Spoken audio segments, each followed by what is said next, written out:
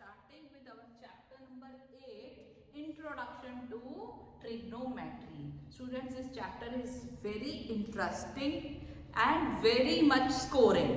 तो अभी थोड़ा सा बिल्कुल लिटिल बिट ऑफ एफर्ट से you can score very well in this chapter.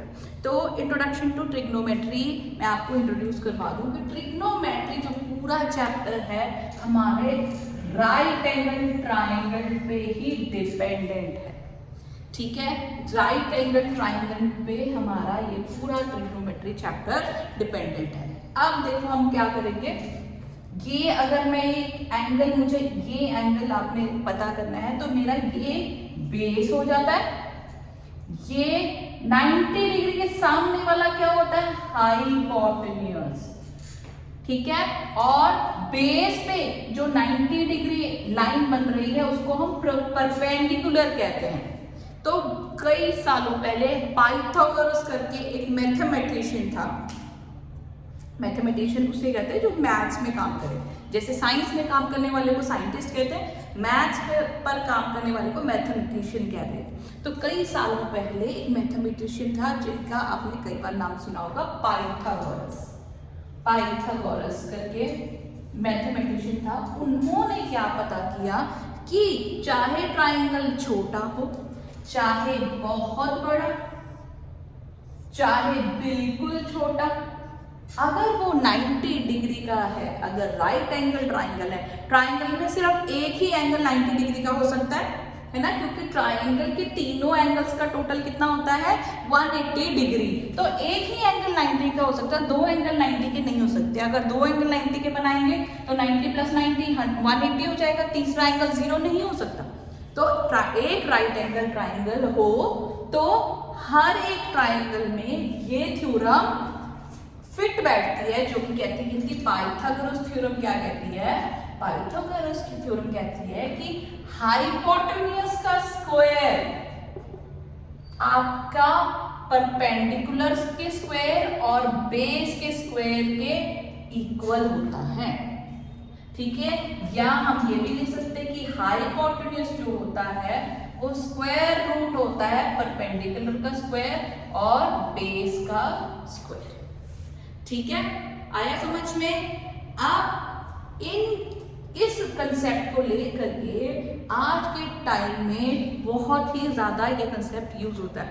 Suppose हमने कोई बहुत ऊंचा पोल है या बहुत ऊंची बिल्डिंग है, तो क्या आपने कभी देखा है कि इंच टेप से उस बिल्डिंग को मेजर किया जा रहा है, या कोई पोल है उसको इंच टेप से मेजर किया जाए? उसको मेजर करने के लिए हम ये वाला मेथड यूज करते हैं. आपने कई बार जब आप सड़कों पे जा रहे हो या लॉन्ग डिस्टेंस ट्रैवल कर रहे हो, आप देखो कि कई बार सड़क पे वो खड़े होते हैं, वो एक मशीन सी लगाई होती है, उन्होंने एक स्टैंड सा लगाया होता है, उससे वो मेजर कर रहे होते हैं. तो अगर suppose this is a tall building, इसकी हाइट हम आपने देखा होगा मेजर करते हैं कि भाई वो माउंटेन इतना ऊंचा है, तो वो इंच टेप से नहीं मेजर किया जाता बेटा, इस मेथड से मेजर किया जाता. आप यहां से एक इमेजिनरी लाइन इसके टॉप तक बनाएंगे. इमेजिनरी मतलब आप इमेजिन करेंगे कि एक लाइन है, फिर ये एंगल पता करेंगे. ठीक है, ये एंगल आपको पता होगा तो आप इसकी लेंथ आपको पता है, ये आपको पता है कि ये इसके बेस यहां से लेके आप कितनी दूर खड़े हैं. फिर आप इस फॉर्मूले की हेल्प से इस बिल्डिंग की, इस माउंटेन की या इस पोल की हाइट पता कर पाते हो. ठीक है, आया समझ में. एक इसमें अब हमारे पास होते हैं अलग अलग फॉर्मूला. देखो, इसमें सबसे पहले जो बेसिक है वो आपने एक याद करने के लिए बहुत ही पुराना हमारा एक मेथड है जिसको हम कहते हैं पंडित बद्री प्रसाद हर हर बोले सोना चांदी तोले. देखो, पंडित बद्री प्रसाद हर हर बोले, ये आपने ऐसे लगा देना है. ये इसके बेस में सोना चांदी तोले. आया समझ में. अब यहाँ पे ये S क्या है, ये S है साइन थीटा. आगे आगे मैं आपको समझाऊंगी. सी क्या है, कॉस थीटा, ये ट्रिग्नोमेट्री की टर्म्स है। टी क्या है, टेन थीटा। आ गया समझ में। पी क्या है, परपेंडिकुलर। एच क्या है, हाइपोटेन्यूज। बी क्या है, बेस। गॉट इट, समझ आ गई।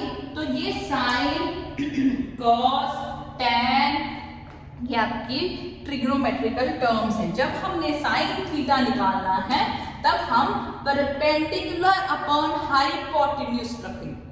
जब हमने कॉस थीटा निकालना है तब हम बेस अपॉन हाइपोटेन्यूज करेंगे।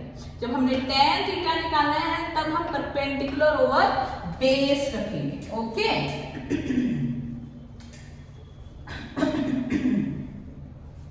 ये देखो, साइन थीटा का फॉर्मूला क्या हो गया, sine theta perpendicular over hypotenuse. Cos theta का फॉर्मूला हो गया base over hypotenuse. And tan theta का फॉर्मूला हो गया परपेंडिकुलर ओवर बेस। अब ये तीन हमारे मेन बेसिक हैं, लेकिन तीन इनके उल्टे भी हैं। अब साइन थीटा का एक उल्टा होता है बेटा कोसेकेंट थीटा, जिसको हम COSEC शॉर्ट फॉर्म में कोसेक लिखते हैं, कोसेक थीटा। ये इसका उल्टा होता है HT, H upon P। Cos theta का एक उल्टा होता है sec theta, SEC, secant theta, पूरा सीकेंट थीटा, लेकिन हम इसको शॉर्ट में लिखते हैं SEC, सीकेंट थीटा। वो होता है कॉस का उल्टा, यानी H अपॉन D। ठीक है। टेन थीटा का उल्टा होता है कॉट थीटा, कॉट थीटा ये है बेस अपॉन P। बस ये 6 फॉर्मूले और एक ये पाइथागोरस थ्योरम।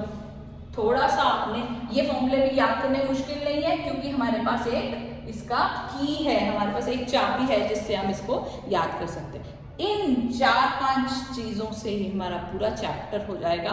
बहुत ही इजी और इंटरेस्टिंग चैप्टर है। ये आपने याद करना है, ये आपने लिख भी लेना है। और इसको देखो, S का उल्टा C है, C का उल्टा S है। इतना भी मैं आपको बता देती हूँ कि ये आपने याद कर लेना है। ठीक है। Right it down on your notebooks when you start your chapter. Starting में आपने ये लिखना है।